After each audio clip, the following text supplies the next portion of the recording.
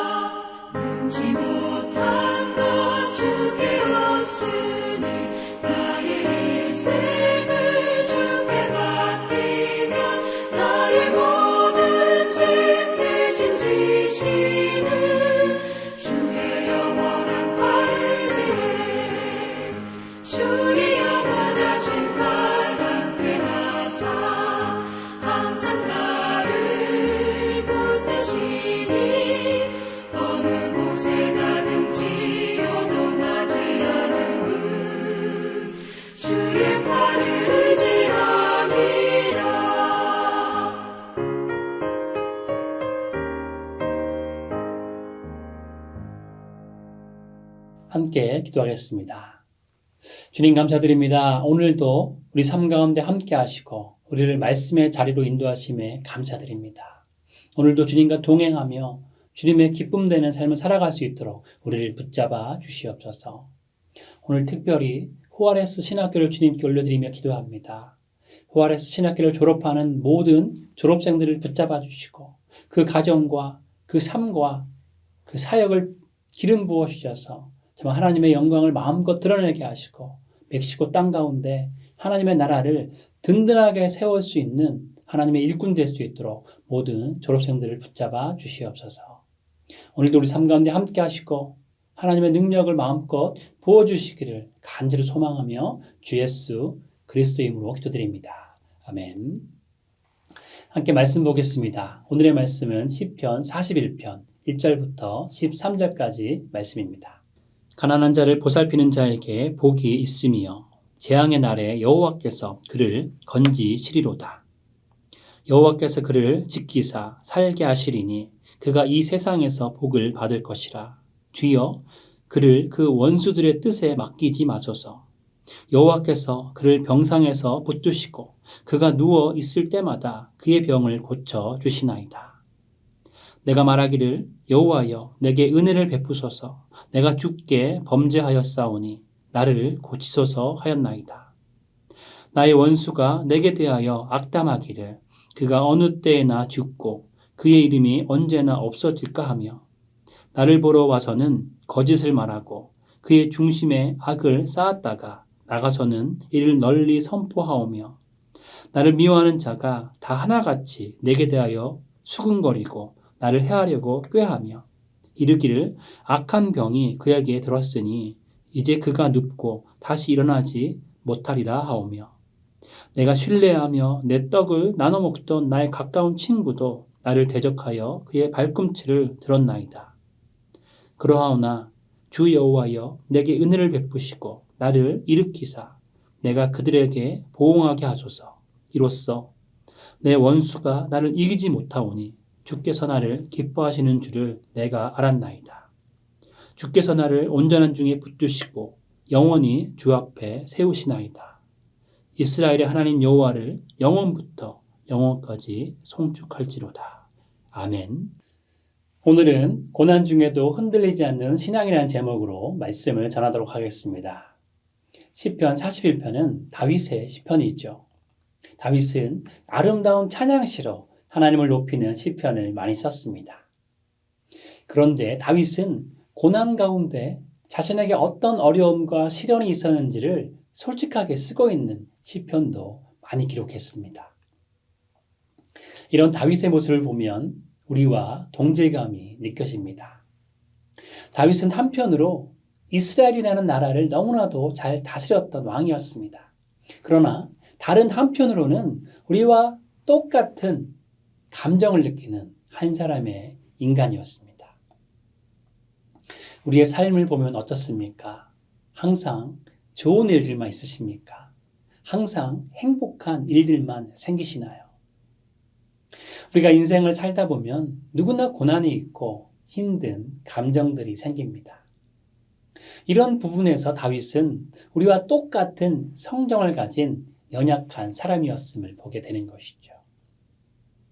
많은 다윗의 시편들이 고난 가운데 쓰여졌는데 오늘 우리가 함께 읽은 시편 41편도 다윗이 병에 걸리고 원수 때문에 고통받는 상황에 쓰여졌습니다. 다윗은 병에 걸려서 아픔 가운데 있는 것도 힘든데 또 다른 고통이 더해지고 있습니다. 그 더 큰 고통은 무엇이었냐면 주변 사람들의 조롱과 배신이었던 것이죠.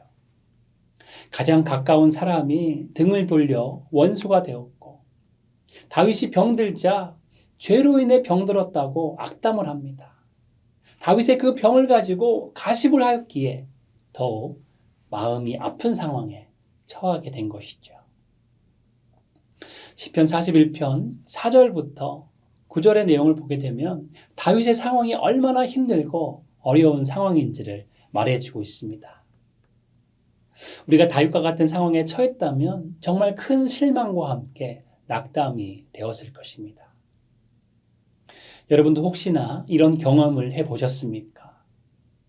몸도 마음도 약해져서 힘든 때에 사람들이 오히려 더 힘들게 할 때가 있습니다. 누구보다 가까운 이들이 나를 오해하고 가십으로 나의 일을 함부로 말할 때가 있는 것이죠. 우리에게도 마음이 무너지는 이런 순간들이 있습니다. 다윗은 이와 같은 상황 가운데 있었던 것입니다. 그러나 중요한 것은 다윗은 절망에 빠져 무너지지 않았다는 것입니다. 낙담하고 똑같이 상대방을 탓하고 있는 상황에 머물러 있지 않았다는 것이죠. 다윗은 오직 한 가지를 붙들었습니다. 바로 하나님을 향한 신뢰입니다. 하나님의 은혜가 자신에게 머물고 있기에 하나님께서 자신을 회복시키시고 자신을 온전하게 세우실 것을 다윗의 믿음으로 고백하고 있습니다. 그래서 오늘 말씀을 통해서 우리가 깨닫게 되는 것은 성도는 다윗처럼 어떤 상황에 있을지라도 하나님을 신뢰하며 기뻐할 수 있다는 것이죠. 시편 41편 10절부터 12절의 내용처럼 성도에게는 구원의 하나님이 있기에 믿음 가운데 기뻐할 수 있습니다. 시편 41편 10절은 이렇게 말씀합니다. 그러하오나 주 여호와여 내게 은혜를 베푸시고 나를 일으키사. 그리고 시편 41편 12절은 이렇게 말씀하죠. 주께서 나를 온전한 중에 붙드시고 영원히 주 앞에 세우시나이다. 다윗은 너무나도 절망적인 상황에 처했지만 결코 낭망하지 않습니다. 다윗이 하고 있는 것은 오직 시선을 하나님께 돌리는 것입니다. 하나님은 나를 붙드시는 분이시고 나를 영원히 주 앞에 세우시는 분이심을 믿음으로 고백하고 있는 것이죠. 바로 여기서 우리는 중요한 진리를 배우게 됩니다. 환경이 우리를 결정하지 않는다는 것이죠. 우리는 우리의 감정이 흔들리지 않게 붙드시는 그 하나님을 바라보면서 하나님을 향한 신뢰를 가지면 되는 것입니다. 한 청년이 있었습니다. 하나님을 향한 믿음이 좋은 신실한 청년이었습니다. 그런데 유명한 대기업에 최종 합격했지만 출근을 앞두고 사고로 다리를 크게 다쳐서 입원하게 되었습니다. 많은 사람들이 이 청년에게 이게 도대체 무슨 일이냐고, 뭐 잘못한 일이 없냐고, 좋은 일을 앞두고 액땜했네라고 말을 했습니다. 그러나 이 청년은 병상에서 사람들의 소리에 귀를 기울이는 것이 아니라 조용히 매일 말씀을 묵상하며 하나님을 바라보기 시작했습니다. 그러던 어느 날 같은 병실의 환자에게 복음을 전할 기회가 주어졌습니다. 이 청년은 병실에 있는 다른 사람들과 달랐던 것이죠.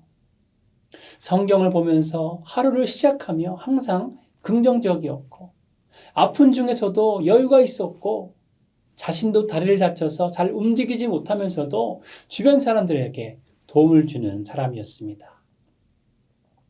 그 모습에 감동이 와서 같은 병실에 있던 환자가 이 청년에게 먼저 신앙에 대한 질문을 던지게 되었던 것입니다. 그래서 이 청년에게 복음을 전할 기회가 왔고 그때 그 환자는 예수님을 영접하게 되었습니다. 이 청년은 이렇게 고백합니다. 하나님은 제게 계획했던 것을 막으셨지만 사실 하나님은 나에게 더 큰 기쁨을 주셨습니다. 하나님은 실패 속에서도 일하고 계셨습니다. 사랑하는 여러분, 고난의 깊이보다 중요한 것은 그 고난 속에서도 하나님을 바라보는 것입니다. 우리의 시선이 하나님께 향해 있는 것입니다. 우리가 하나님을 바라본다면 어떤 상황에서도 기뻐할 수 있는 것이죠. 우리가 하나님을 신뢰한다면 어떤 고난이 있더라도 기쁨을 누릴 수 있는 것입니다. 왜냐하면 우리는 하나님의 손안에 있기 때문입니다. 하나님께서 우리의 인생을 굳게 붙들고 계시기 때문이죠. 사랑하는 여러분 모두는 언제나 우리 곁에 계셔서 우리를 지키시고 보호하시며 인도하시는 예수님을 신뢰하심으로 어떤 상황 속에 있을지라도 하늘의 기쁨을 누리시는 귀한 믿음의 사람들 되시기를 주님의 이름으로 축복드립니다. 오늘 말씀을 통해서 우리가 깨닫게 되는 두 번째 내용은 성도는 다윗처럼 고난 중에서도 가난한 자를 돌보며 사랑을 실천할 수 있다는 것입니다. 시편 41편 1절은 가난한 자를 보살피는 자에게 복이 있으며 라고 말씀하죠. 가난한 자를 돌보는 사람에게 하나님의 축복이 있음을 노래하고 있는 것입니다. 다윗은 자기 자신도 여러 가지 어려운 고난 속에 있었음에도 불구하고 다른 사람을 돌보는 삶을 살았습니다. 정말 쉽지 않은 일인 것이죠. 힘든 상황에 닥치게 되면 사람은 자기만 보게 되기 때문입니다. 그러나 다윗은 달랐습니다. 그 이유는 오직 한 가지입니다. 다윗은 하나님을 신뢰했기에 자신이 힘들고 어려운 상황에 처했어도 다른 사람을 돕는 삶을 살 수 있었던 것입니다. 마찬가지로 하나님의 신실하심에 대한 믿음이 있는 성도라면 자신이 고난 중에 있더라도 다른 사람을 도울 수 있는 것이죠. 다른 사람을 돕는 것에 대한 가장 좋은 예는 예수님입니다. 예수님은 얼마나 바쁜 삶을 사셨습니까? 예수님은 얼마나 큰 오해와 비난과 조롱과 무시와 천대를 받으셨습니까? 그럼에도 불구하고 예수님은 정말 힘든 공생의 기간 동안 가난한 자, 병든 자, 외로운 자들을 돌보시고 치유하시고 먹이시는 은혜를 베풀어 주시면서 사랑을 실천하셨던 것이죠. 그리고 예수님은 받지 않아도 될 십자가의 쓴 잔을 얼마나 신실하게 지셨습니까? 고통의 순간에도 예수님은 자신을 십자가에 못 박는 사람들을 바라보며 저들을 용서하소서라고 기도하셨습니다. 예수님은 너무나도 억울하게 십자가에 매달린 상황에서도 이스라엘 백성들을 위해 눈물을 흘리셨던 것이죠. 정말 너무나도 대단하지 않으십니까? 오늘 말씀의 다윗도 마찬가지입니다. 자신이 힘들고 어려운 상황에 처했지만 가난한 자들을 돌보는 하나님의 사람이었던 것이죠. 그렇기에 다윗은 시편 41편 1절 하반절과 2절 3절에서 사랑을 베푸시는 그 하나님의 은혜를 받고 또 그 사랑을 베푸는 하나님의 백성들이 어떻게 하나님의 축복을 누릴 수 있는지 노래하고 있는 것입니다. 제가 1절과 2절, 3절 말씀을 다시 한번 읽도록 하겠습니다.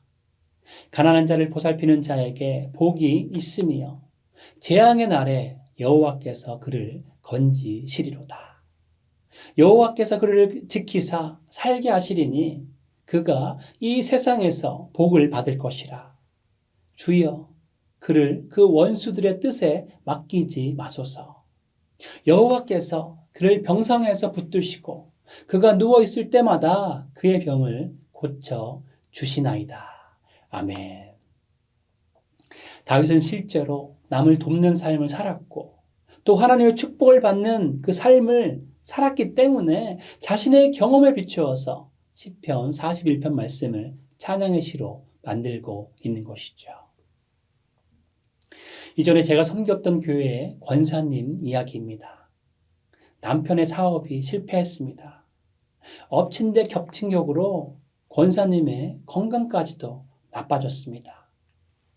경제적으로도 너무나 어려웠고 몸과 마음도 한없이 무너지며 지치게 되었습니다. 그런데 그때 교회에 혼자 아이를 데리고 온 싱글맘이 등록했습니다. 권사님은 냉장고에 있는 김치 몇 포기와 쌀을 조심스럽게 그 가정에 나눠주었습니다. 권사님도 힘들고 어려운 상황이었지만 사랑의 마음으로 싱글맘을 도와주었던 것이죠. 몇 달 뒤 그 자매는 눈물로 이렇게 고백합니다. 그날 권사님의 김치 한 포기가 저에겐 하나님의 사랑이었습니다. 그래서 교회에 남기로 결심하게 되었어요. 어찌 보면 작은 것이었지만 작은 사랑의 나눔이 싱글맘에겐 큰 힘이 되었던 것입니다. 그리고 자매님은 나중에야 이 권사님의 가정이 경제적으로도 힘들었고 권사님의 건강이 좋지 않다는 것을 알게 되었습니다. 그리고 그 사실을 알게 되고 그 권사님께 더 큰 사랑을 느끼게 되었던 것이죠. 그래서 싱글맘으로서 사회적인 차별의 시선이 있을지라도 이런 사랑을 나눌 수 있는 교회라면 내가 신앙생활을 함께 할 수 있겠다라고 생각하며 교회에 등록하게 되었던 것입니다. 진짜 신앙은 나의 고난이 끝난 후에 시작되는 것이 아닙니다. 고난 중에도 나를 일으키실 하나님을 신뢰하며 이웃을 돌보는 그 자리에서 나의 신앙이 드러나게 되는 것이죠. 그래서 시편 41편의 마지막 절인 13절은 그렇기에 하나님만을 찬양하는 삶을 살겠습니다 라고 선포하며 마치고 있습니다. 다윗은 하나님의 속성을 너무나도 잘 알았던 것이죠. 하나님은 하나님의 신실한 백성들을 그냥 두지 않으시고 축복하고 계신 것입니다. 11절 말씀처럼 하나님은 나를 존귀히 여기시고 기뻐하십니다. 이 진리를 깨닫고 또한 믿고 있었기 때문에 다윗은 하나님을 신뢰합니다. 그리고 12절 말씀처럼 주께서 나를 온전한 중에 붙드시고 영원히 주 앞에 세우시나이다 라고 진심으로 믿는 마음으로 고백을 하고 있는 것이죠. 그렇기에 이 마지막 절인 13절 말씀처럼 이스라엘의 하나님 여호와를 영원부터 영원까지 송축할지로다 아멘이라고 고백하면서 이 시편을 마치고 있는 것이죠. 다윗은 병도 배신도 고통도 있었지만 결국 하나님을 신뢰하며 하나님을 찬양하는 것으로 시편을 마무리합니다. 왜냐하면 하나님은 다윗의 삶 가운데 여전히 살아계셨기 때문이죠. 오늘날 우리도 마찬가지입니다. 삶이 힘들수록 예배를 놓치지 말아야 합니다. 하나님을 찬양하고 하나님 앞에 머무는 삶이야말로 고난을 이기고 이웃을 사랑할 수 있는 영적인 힘의 원천이 되는 것입니다. 그렇게 우리가 행할 일은 영원히 하나님을 찬양하는 것이죠. 하나님을 영원히 예배하는 삶이 우리가 해야 할 일인 것입니다. 하나님을 찬양하고 예배할 때 하나님의 선하심을 기억하게 되는 것이고요. 예배의 삶을 이어갈 때 우리는 가난한 자를 보살필 수 있는 영적인 힘과 능력을 유지하게 되는 것입니다. 또한 우리가 예배를 통해서 영적인 힘을 유지하고 있다면 어떤 상황과 고난이 있을지라도 우리는 모두 이겨낼 수 있는 것이고요. 힘들고 어려운 인생의 과정 가운데서도 주변 사람들에게 사랑을 베풀고 섬기는 삶을 살 수 있는 것입니다. 예배의 삶을 통해 하나님의 그 신실하심을 바라보는 그 신실하신 하나님을 찬양하는 하나님을 온전히 믿는 그 신뢰하는 믿음을 가지고 하나님 안에서 거하며 살아가는 삶을 이어간다면 하나님은 분명히 우리를 떠나지 않으시고 하늘의 복을 내려 주실 것입니다. 말씀을 정리하기 원합니다. 성도들에게 있어서 예배와 찬양은 매일의 삶에 반드시 있어야 하는 것입니다. 예배의 삶을 통해서 하나님을 경외하고 하나님의 말씀에 반응하는 삶을 산다면 당연히 우리의 삶에는 하나님을 향한 신뢰와 믿음이 커져가게 되는 것이고요. 고난의 삶이 우리 가운데 있을지라도 그 고난의 삶 가운데 지치고 넘어지는 것이 아니라 오히려 남을 도울 수 있는 여유가 우리 가운데 넘치게 되는 것입니다. 이런 귀한 성도의 삶을 하나님께서는 반드시 함께 하시고 붙잡아 주실 것이고 지키시고 보호하시면서 하나님만이 주실 수 있는 한량없는 축복을 내려 주시는 것입니다. 사랑하는 여러분 모두는 오늘 시편 41편의 다윗처럼 어떤 상황에서도 하나님을 신뢰하며 힘들고 어려운 순간에도 이웃을 돌아보는 삶을 사시기를 축복드립니다. 예수님을 닮은 삶을 살며 예배의 삶을 이어갈 때 하나님은 반드시 우리를 온전하게 붙드시고 영원히 주 앞에 세우시는 복된 삶으로 우리를 인도하실 줄 믿습니다. 마지막으로 13절 말씀을 봉독해드리고 말씀을 마치겠습니다. 하나님 여호와를 영원부터 영원까지 송축할지로다. 아멘. 함께 기도하겠습니다. 주님 감사드립니다. 태초부터 우리의 삶을 계획하시고 주님의 사랑과 예수 그리스도의 십자가의 능력으로 우리를 인쳐주심에 감사드립니다. 정말 주님을 신뢰하며 어떤 삶 가운데서도 정말로 기뻐하며 감사하며 살아가게 하시고 또 어떤 고통과 어려움이 있을지라도 남들을 도울 수 있는 넉넉함이 우리 가운데 넘쳐날 수 있도록 주님 붙잡아 주시옵소서. 우리 삶 가운데 함께 하시고 우리를 붙잡아 주실 것을 믿사오며 주 예수 그리스도의 이름으로 기도드립니다. 아멘. 우리 각자의 기도 제목으로 계속적으로 주님 앞에 기도하며 나가도록 하시겠습니다.